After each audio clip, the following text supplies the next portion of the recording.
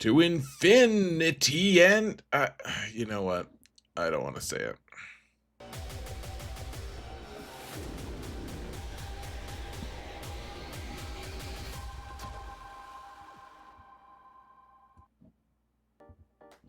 Hello everyone and welcome to another episode of Zareth Prevails. Today we're going to look at something that's a little surprising on this channel because I tend to look at the most efficient and effective ways to manage your roster, but I think honestly, guys, sometimes the most efficient way you can run your roster is to be done with your attacks you don't want to do as quickly as possible. And this Finn Omicron is something else. You don't necessarily need it for a lot of people, honestly, and I don't necessarily say that you should do it, but I think you should look at this, guys. I was blown away by this footage that was provided very graciously and at no charge at all from Pico Burrito, my good friend in ODB. He used to be the co-host of the HNN podcast, which had also had Celiac Sarah in it. Anyways, let's real quick thank my patrons. Thanks. And please sub, and now let's go. Folks, let's get to it, shall we? Let's look at the wait. We gotta look at the kit just a little bit, guys. I don't want to read too much. Gosh, I really don't want to read this kit a whole lot, but we do want to look at this, and then I'll show you some footage. Okay, so here we go. We've got Finn, OG Finn. So he's the lead. He's on a Zori team, and gosh, there's just a lot. So when in territory battles, which yay, territory battle Omicrons, but so his friends gain a bunch of max health and protection, which they kind of don't need, but the enemies attacking do less damage, 50% less damage while just attacking at a turn, but that happens a lot in territory battles. At the start of the encounter, revive all resistance allies with max health and protection, which is cool because every time you get a new wave, if someone happens to die, I guess, and they gain protection up, which can't be dispelled or prevented, and Finn gains determination for 2 turns. But wait, there's more. There's a lot more. There's a whole lot more. Resistance allies are immune to critical hits and have 100% counter chance whenever a resistance ally, so when they get hit, they hit back. When a resistance ally uses a special ability, it dispels all buffs on target enemy, inflict expose for 2 turns. So that's a huge part of the damage, folks. Expose is a big part of the army, and that, you know, that whole the functionality of that team. Whenever another resistance ally is damaged by an enemy attack, Finn has a 20% chance to gain 100% turn meters. So whenever they start shooting you a lot, eventually Finn is just gonna do his best impression of a B2 droid and take a bonus turn, or just he gains 100% turn meter, I guess, once per turn. If an enemy is damaged by a resistance ally, for each expose on them, deal additional true damage to all other enemies, and then resistance allies recover health, because why not? And they gain 2 speed for a max of 60 for the rest of the battle. And so essentially, they just shoot a whole lot, and you'll never need to worry about anything about what they do at all, because they are just absolutely insane. So let's get to the footage, shall we, folks? We shall not dally here, hopefully. Okay, so again, a huge shout out to Pico Burrito. He is awesome and appreciated for this footage. So we have Relic 8 on this, and we're gonna go through, guys. Every run takes like so little time. It's crazy. We're just gonna zip through it, but he goes from phase 1 to 2 to 3 to 4 to 4, basically. So here we go. This is on Corellium, I believe,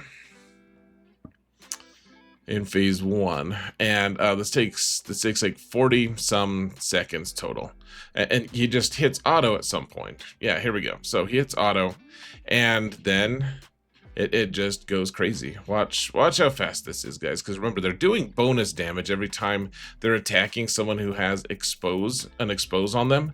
And so, I mean, auto's still on. It takes like just a second for them to get warmed up, I guess, but they all have expose. You want OG Poe on this team as well. Finn and OG Poe and Zori. Those are the ones that matter. Okay, good. There we go. So he just hit auto and done in less than a minute. Okay, so now let's go to phase 2. Here's, yeah, so yay, Krayley. You don't really need that, really. But okay, phase 2, same exact team. They're all Relic 8. I don't think any of them are Relic 9. Rose is good on this team. As you'll see, she's not absolutely necessary, but this is the one where it can be tough to get all these guys killed. They have stacks of health or whatever, and look at this. He even he just killed the probe droid, even though he didn't need to. It's just auto, so it just selected the probe droid, and look how fast they're just dying, guys. This is all auto. So crazy. Who cares what the kit is, really? And almost who cares what your modding is? I mean, I just think that this is ridiculously strong. I mean, look at how fast they're just dropping. It's like they're troopers or something. It's pure madness.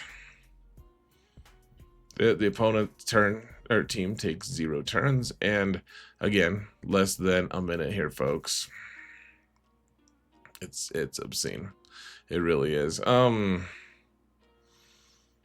And then I think he skips phase 3. I don't remember. Or maybe this is, I think maybe we have 5 attacks. Yeah, so he had Rose on a platoon, so we just added resistance pilot, because who cares? Yeah, so this is phase 3. This is Tatooine, and I mean, Tatooine's not that tough, frankly. You know, not to belittle him or anything, but you know, this isn't the toughest one. Neither are the ones before this, but they get tougher. You guys will see after this. The phase 4 one and phase 5 one are pretty good. Yeah. So shoot. And these guys, if they do start hitting, like the troopers on Tatooine do hit pretty hard if you let them have a lot of turns or something. But you see, that one got crazy and decided to attack, and the whole team just hit back, and yeah, easy peasy, guys. They're all less than 1 minute. All of them are less than 1 minute. It is absolutely crazy. 2 waves, less than 1 minute, which I think there's an argument to be made of we should sometimes do this. Okay, this is on Mandalore, so this is the unlock one. This is actually a fairly tough fight here, folks. And this is without platoons. All right, this is a fight without platoons on full auto, and I think this is the closest he gets to dying. I think it takes like almost a minute to complete both waves. Yeah, because they do take a few turns here, but eventually they take turns. And yeah, see, they even kill the probe droid. The probe droid you don't have to kill, though. And yeah, so goodbye. And then this one, I think the Sega wave is a little bit scarier. Not that scary, though. And remember, this is without platoons helping you. So, yeah.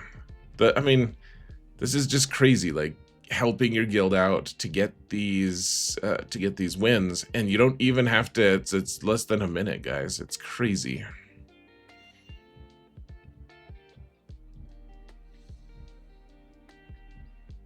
Okay, that was pretty scary, right? It's not scary. It was so easy. And then, okay, so we skipped phase 5 because our guild wasn't supposed to attack Mandalore on that, so we didn't have any planets to attack. But then in phase 6, he attacked again. It's taking more time to select the team here than to actually win the fights.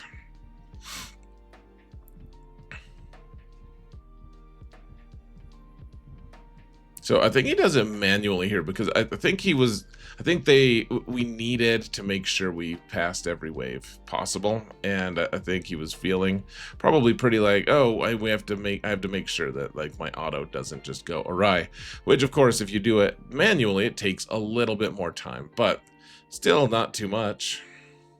And it's mostly just button mashing anyways.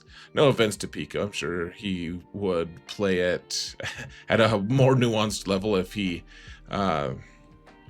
like needed to, I guess. Like if there was a more nuanced level, but really it's just button mashing is all you need to do. Like it doesn't take a whole lot, guys. This Omicron is crazy. Yes, you need Relic 8 if you want to do it in phase 4, all of that stuff, but